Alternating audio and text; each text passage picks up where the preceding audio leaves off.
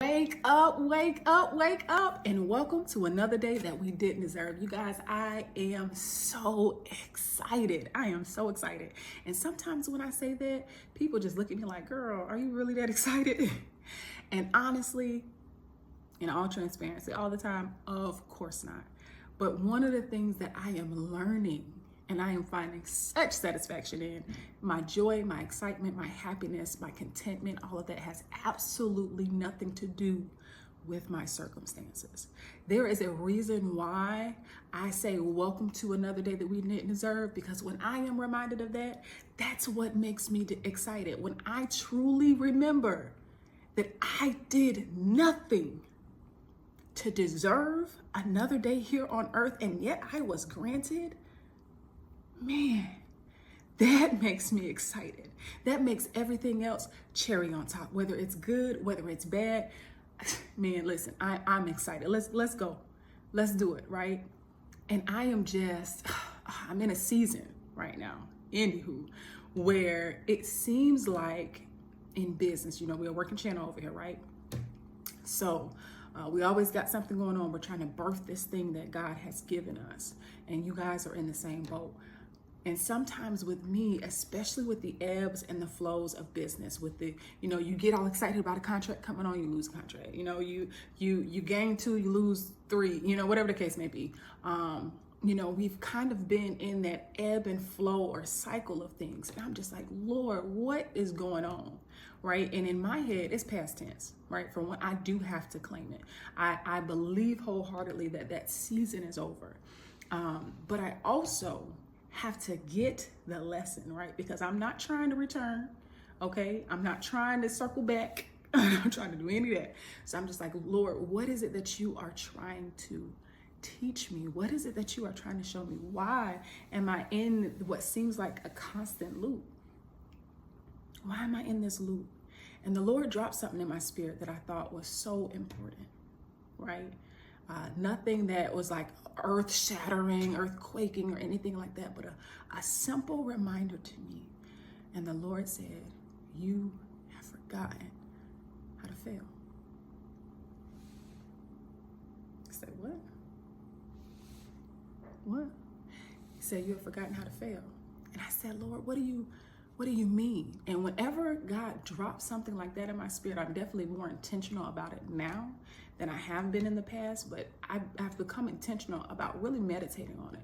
So sometimes you have like a thought come by, or you have something that kind of settles in your spirit and you just let it pass by, right? But that's something that God may really want to deal with you on. And I think this was one of those areas where God had me in a season, intentionally in a season. And of course, I believe there were some people who had ill intent, right? I believe there were some people who just did not wish our success, right? And I believe there were some instances where I was a detriment to our own success, right? But God had me in this season, intentionally, this season, in order to teach me how to fail. And as I really began to think about that thing, I'm like, Lord, what do you mean? What do you think? What do you mean? And there was 3 categories of a child. So for those of you who don't know, I have a 15-month-old. And if you see me looking down, I'm actually looking at the camera just to see whenever she gets up. But I have a 15-month-old, and it has been one of the most beautiful things being able to really be reminded of the simple things of life and being able to really live through her worldview sometimes. And I was just thinking about that thing and meditating on it, and God brought back to my memory this whole process of coming from a baby to a child and an adult and all that, and in the process that it takes, right? Sometimes we get out here in business and we want to automatically run. We want to hit the ground running. That's a popular saying. We want to hit the ground running. And even though that is true in motivation, even though that is true in action, sometimes that is not always true in results from a productivity standpoint, from a business standpoint, from a standpoint of growth, from a standpoint of what we deem to be progression, right? Sometimes we wish to hit the ground running, we wish to take off, but sometimes in order to get the true meat of a thing, in order to glean all that you need to glean from the journey, you don't take off. It is sometimes the journey like it is for a child. Sometimes you you just roll it a little bit. So sometimes you just kind of rolling. You just rolling over a little bit. Sometimes you sit up a little bit. Sometimes you start to crawl a little bit, right?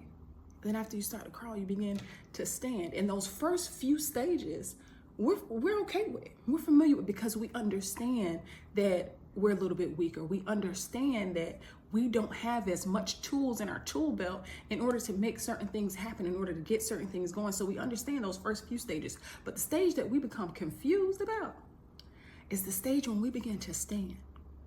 And that's the stage that we truly believe that we're standing on our own strength. And that's where we become mistaken. Because all things are through Christ. All things are through God. All things are through his might and through his power. And when we forget that, and we think that we're standing on our own strength, on our own power, on our own, when you have all-nighters, right? You do that when you're in school. And when you have a business, you definitely have some all-nighter days and nights. And when you have those all-nighters and you're grinding and you're doing all that, sometimes you can really think that you're standing in your own strength, in your own efforts. And that is not the case. And when we forget that, then we skip from standing to walking to running. But what we forget is that piece that's really in the middle there, that's kind of wedged in the middle there, the piece that we really need to learn from. And that's the process of falling. Before a child really becomes good at walking or can run, they have to fall. They have to fall. You have to fall. You have to fall to test your capacity. You have to fall to test your ability. Okay, you were here today, and now you're going maybe a little bit further than you were yesterday. It's a process. And what God began to highlight for me were 3 separate reactions when a child falls. And I was like, wow, Lord, 3 separate reactions in 3 separate categories. Now, some children, of course, they have reactions outside of this, right? But there were 3 categories that God highlighted for me. The first category when a child falls, some children, they fall, they get back up, they dust themselves off, and they keep going, right? They keep going. Because whatever they were doing before the fall was way more important than the fall itself, right? Even though they fell, the fall was not significant enough to stop them in their tracks. They get back up and they keep going. That's the first reaction, right? And there's a place for that. There's a place to fail fast. Okay, and that's one of the things that God's been dealing with me on. So there's a place for that. The second category that he brought to mind when a child falls, sometimes they fall and they get up and they want to fight. Who did it? Who did it? Who had access to me? Who was close enough to me to cause me to fall? Who had access to me? Who did it? They want to fight. They want to know what's going on. They want to know what's going on. And that's the category that God really allowed me to sit in, because sometimes, if I'm honest with this whole business thing, there were times where I just did not have the fight in me. I felt like I didn't have it in me anymore. And that becomes a problem. It is not enough. It is not enough for me to say, I won't fight anymore. I won't. It's not enough for me to do that. I have too many people. And God brought this back to my memory. It is so small of me to think that such a great God, such a mighty God would handcraft me, would fearfully and wonderfully make me, would know the number of hairs on my head, that a God so great and so mighty would bring me to this earth and to this world just for little old me. So small of me. There are too many people depending on my yes. There are too many people depending on my fight. It's not enough. If anything else, especially when you have a family, my child cannot afford for me to say, there's no fight left in me. My husband cannot afford for me to say there's no fight left in me. If I am truly here as his help me, I'm here. What happens when your support is gone, when your assistance is gone, when your help is gone? It's not enough for me to say that. I can't say that. But if we're honest, what happens, especially because we know from a physical standpoint, you may want to get up and fight, but from a spiritual standpoint, we don't fight with our fists. We fight with the word of God.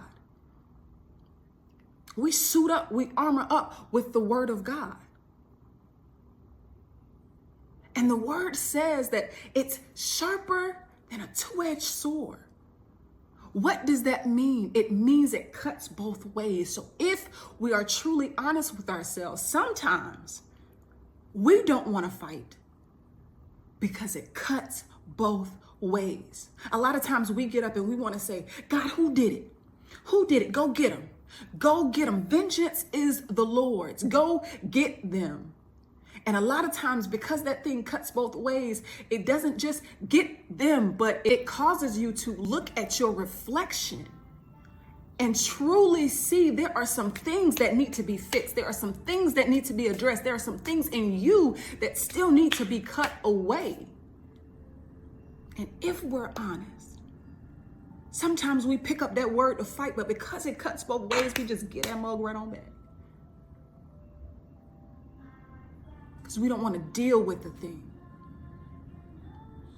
But it is so important in this season to pick up the word, to fight. Because you have the authority, because you have the power, because you have the might, and not because you are so mighty and you are so powerful, but because the God in you is. It is so important. And it's even more important when that enemy is you. The third category that God brought me to, when a child falls. Sometimes the impact is so significant. The blow, the fall is so significant. It is so significant that it stops you in your tracks.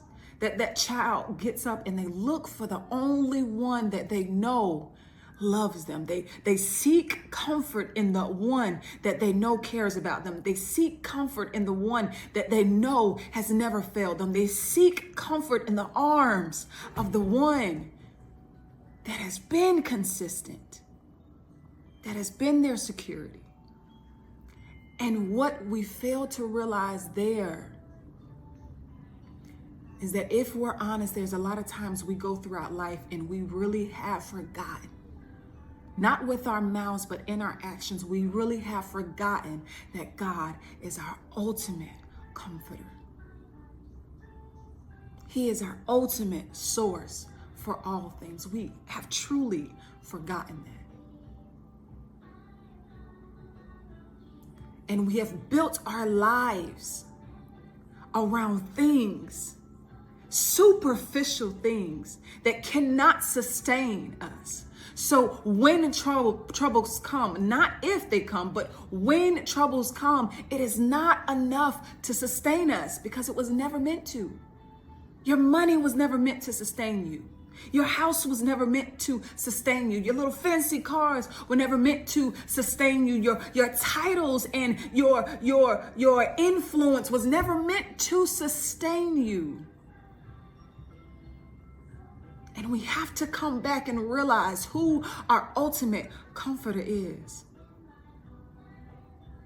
And he is waiting with open arms. It is so important to know that God does care. He cares about every contract. He cares about every interaction. He cares about every appointment. He cares. He cares. Why? Because you are his image. You are made in his image. You are his representation. He cares. He cares.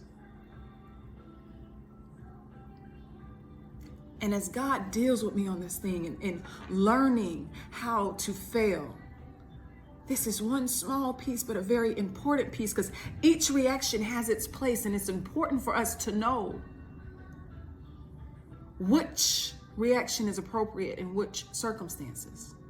And as he deals with me in this thing, I'm going to allow him to just peel back the layers with me, because if I'm honest, there are some areas in my life that I have just not allowed God to truly touch, to truly dig into, to truly dive into, and it's going to take some layers for some things.